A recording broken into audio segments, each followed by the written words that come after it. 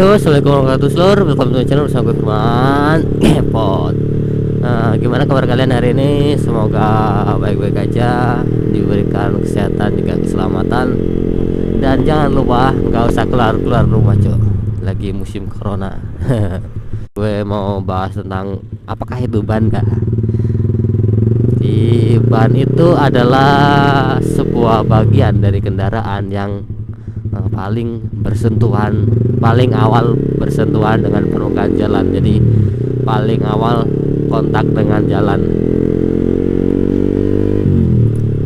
Jadi ban itu bagian yang sangat penting menurut gua, karena selain untuk meredam kejutan dari permukaan jalan yang enggak rata, tapi juga untuk memaksimalkan pengereman juga.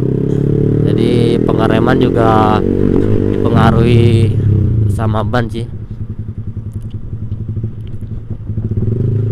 Terus ban itu ada dua tipe, yang satunya itu tubeless dan satunya lagi tube type. Nah, apa sih itu tubeless dan tube type? Tubeless itu ban yang mekanismenya itu udah nggak pakai ban dalam, cuy. Itu biasanya dipakai di motor sport keluaran baru sih. Kayak ini R15 ini gue udah pakai tubeless, jadi udah nggak usah pakai ban dalam lagi. Terus kalau yang tube type itu masih menggunakan ban dalam. Jadi biasanya sih dipakai di motor-motor bebek atau motor matic lah. Kebanyakan dipakai di motor-motor seperti itu. Terus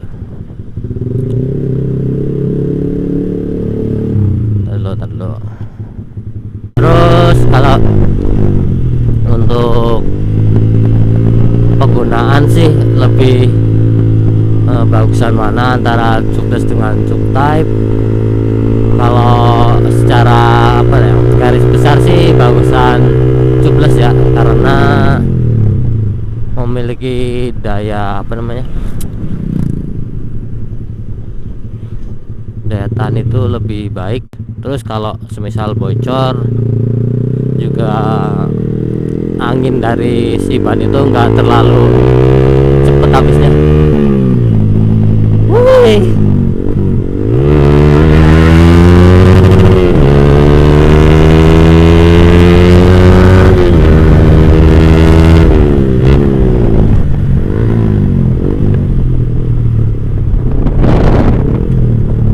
Enak banget cuy, sepi banget jalanan cuy. Terus kalau untuk ban tubeless itu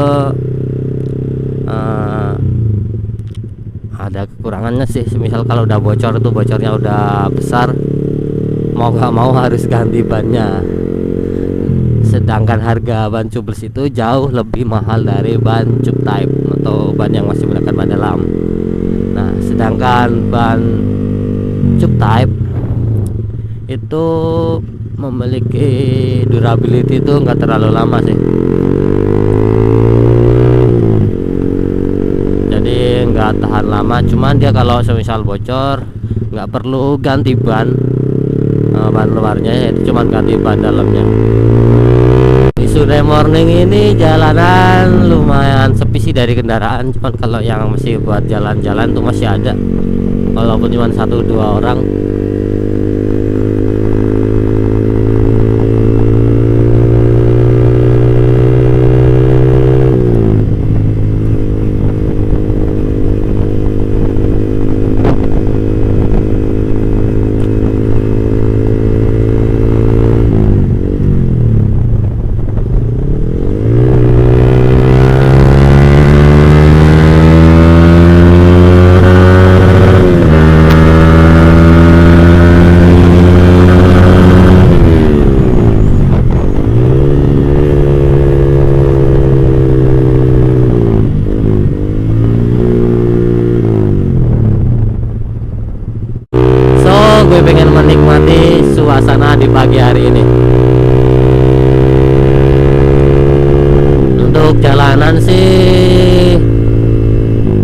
kelihatan sepi ya,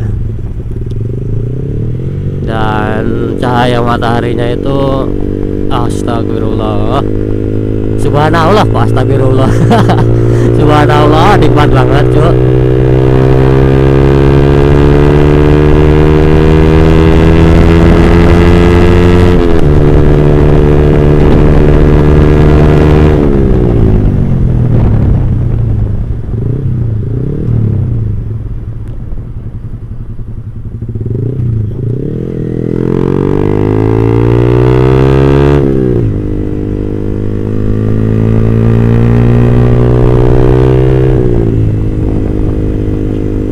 Teman gue gak mau ngebut sih, jadi ya hari ini santai aja lah. Gunanya ngukur top speed ini lumayan sebenarnya, jalannya mulus terus sepi, tapi ya teman gue gak mau ngebut-ngebutan, yo gimana ya, kita ikutin aja lah.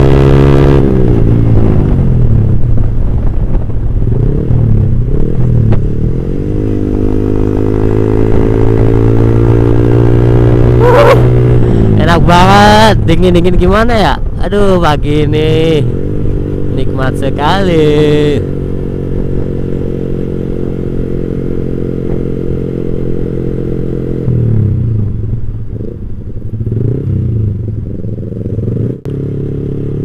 Aduh, jarang-jarang kan nikmatin suasana yang kayak gini. Adem ayem di hati itu, aduh, nikmat sekali. Cahaya mataharinya silau. Ini masih jam 7:04 ya, tapi sinar mataharinya udah lumayan menyilaukan.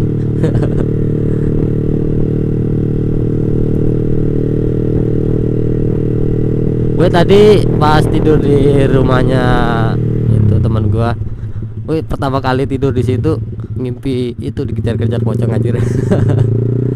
Nggak tahu kenapa setiap kali gue lari gue selalu ketemu sama si pocong itu gitu.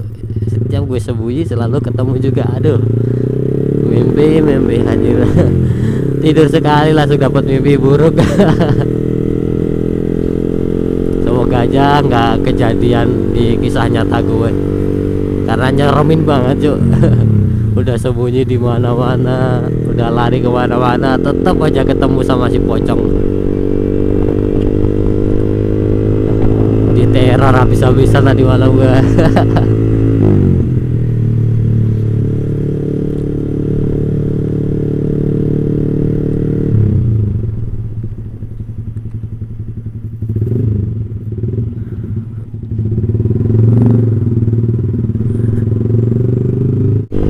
Ya terus ban itu untuk segi besar kecilnya itu ada ini untuk ukurannya sendiri untuk masing-masing velg. Jadi semakin besar ban maka semakin enak sih buat di jalan, cuman semakin memperlambat kendaraan gitu, karena dari tapaknya ban itu terlalu banyak menginjak permukaan jalan, jadi gesekan yang dihasilkan itu lebih besar sehingga memperlambat kendaraan gitu. Tapi semakin kecil ukuran ban itu malah semakin sedikit gesekan dari permukaan jalan, dan pastinya itu jauh lebih kenceng sih akselerasinya. Cuman ya gimana ya, untuk segi safety lebih baik ban yang menggunakan ukuran lebar gitu. Tapi tergantung ini sih kegunaan motor lu mau dipakai untuk apa gitu. Kalau semisal untuk harian, gunain aja tuh ban yang ukurannya lebar atau sedang lah. Terus kalau untuk drag jalan lurus doang lah, itu pakai ban kecil gitu. Oke. Dia mau balik ke rumah saudaranya dan gue pengen lurus aja lah, pengen menikmati pagi ini. Terus untuk ban sendiri itu memiliki tinggi ya, aspek rasio namanya. Misalkan nih 100/80, nah aspek rasionya itu 80 dikalikan 110 tadi. Jadi aspek rasio itu perbandingan tinggi ban dengan lebar sesungguhnya itu. Jadi semakin tinggi ban, daya kejut untuk meredam guncangan dari kendaraan itu, dari permukaan jalan yang gak rata itu lebih baik. Tapi semakin tinggi ban juga nggak bagus juga sih, karena bisa mengurangi keseimbangan semakin tinggi itu ban. Terus kalau semakin kecil atau semakin kecil tinggi ban itu untuk stabilan lebih baik, cuman untuk meredam getaran itu nggak terlalu maksimal seperti ban yang memiliki aspek rasio yang lebih bagus gitu.